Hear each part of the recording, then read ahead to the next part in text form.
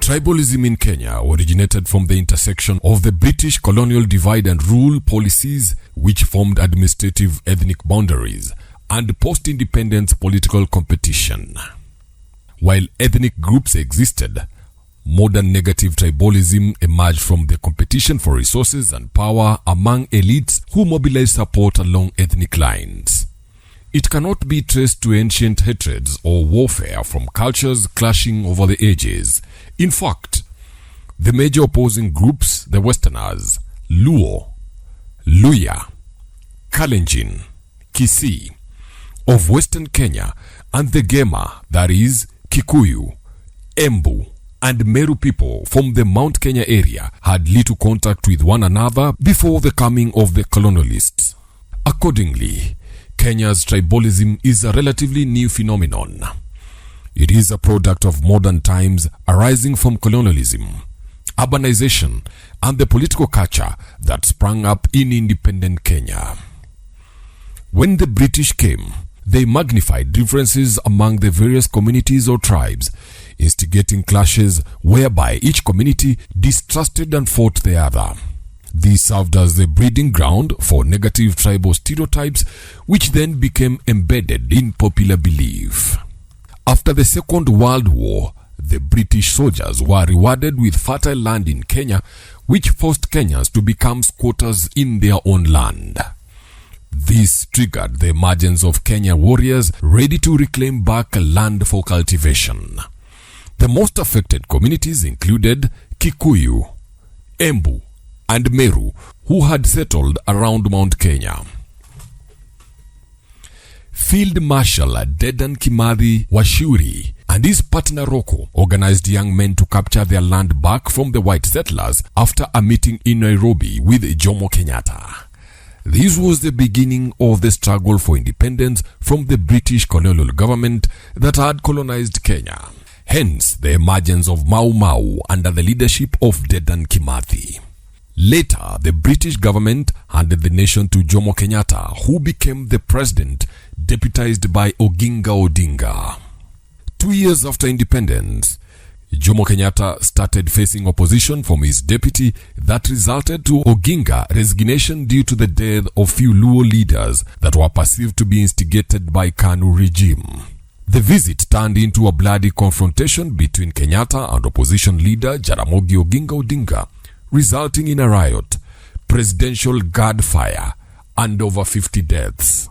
The Kisumu massacre of October 25, 1969 is arguably the most tragic chapter in Kenya's post-colonial history, marking the violent fracture between the nation's founding president, Jomo Kenyatta, and the Luo community he once allied with in the independence struggle.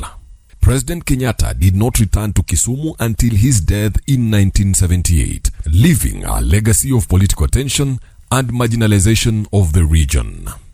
In 1978, after the death of the first president of the Republic of Kenya, Daniel Toroitich Arap Moi, who by then was the deputy president, was sworn in as the president. Daniel Toroitich Arap Moi, naapa kwamba nitakuwa mwaminifu kwa Jamhuri ya Kenya. In 1st August 1982, out of the feeling of marginalization from the military base, soldiers from the military attempted a coup.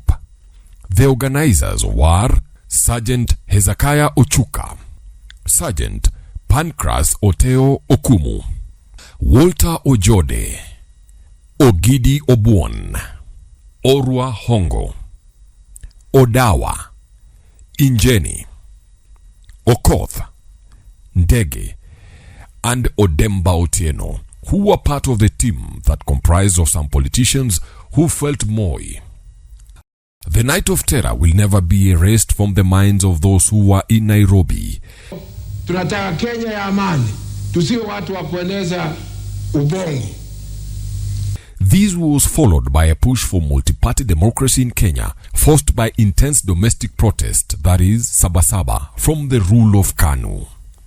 In 1991, President Moi gave in, and the likes of Kenneth Matiba, Oginga Odinga, Martin Shikuku, Charles Rubia, Raila Odinga, and Masinde Muliro pushed for elections that pave way for formation of political parties that later were branded as tools to push for tribal negotiations in the government of the day, which made some communities appear to be in opposition while others in government. KANU sensed danger, and a group to help in mobilization was formed called Youth for KANU 92.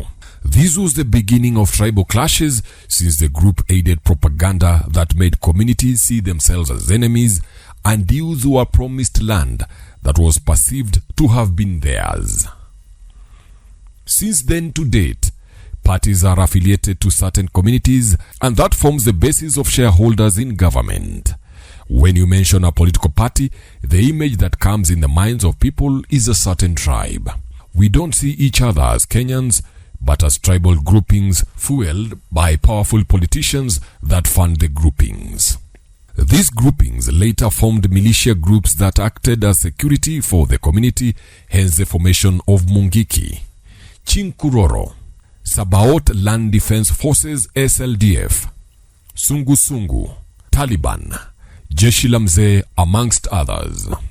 One of the most felt group was Mungiki, that was founded by then Ndurawaruinge, now Apostle, after undergoing radical transformation. From the past experience, the servant of God Apostle Ndurawaruinge rebirthed the version of peace dubbed Mfalme wa Amani Initiative Mfwafo Foundation. Nitwambirie thabari ya kwambata haria pikini utaha twi nyariri-ini cia piki niho hena Shipton camp. He believes that peace and revival for Kenya and for the entire world will flow from the peak of Mount Kenya.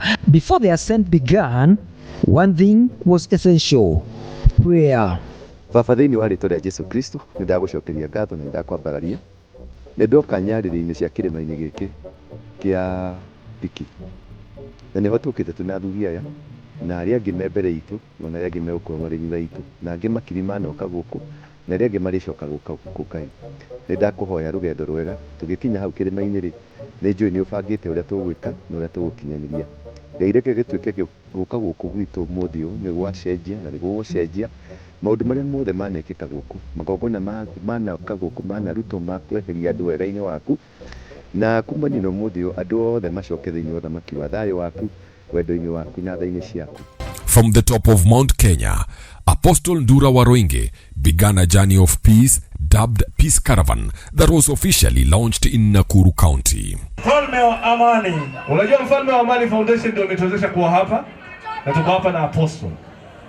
Kabla tujamleta Apostle lazima tuchangamke vizuri, si ndio? Yes. Si mnapenda amani? Kabisa. Sema napenda amani. Napenda amani. Sema napenda amani. Napenda amani. Bwana asifiwe. Tuko bie? Tuko safa? Tuko fiti? Mwambie mwenzako napenda amani. Mwambie tena napenda amani. Mwambie tena mara ya 3 napenda amani.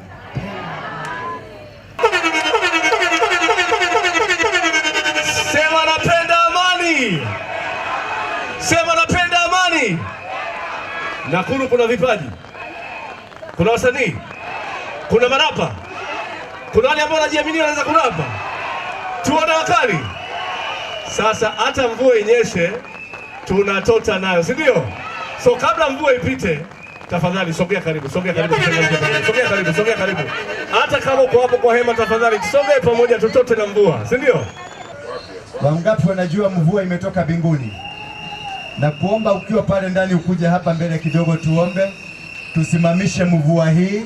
Maana kazi tunayoifanya ni ya Mungu na mvua ni ya Mungu. Inua mikono yako juu kama umeshikana tu. Hivyo umeshika.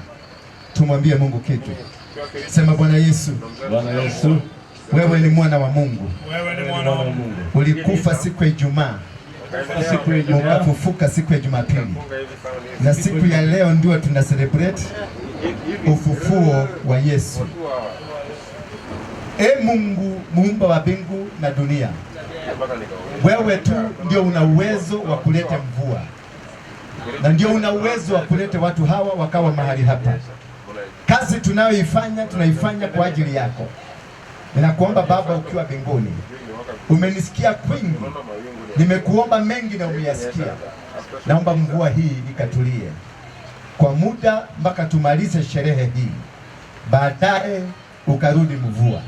Wewe mvua, semeni wewe mvua, wewe mvua, umeumbwa na Mungu, ninakusimamisha kwa muda hadi tumalize sherehe hii, na baadaye tukimaliza utakuja.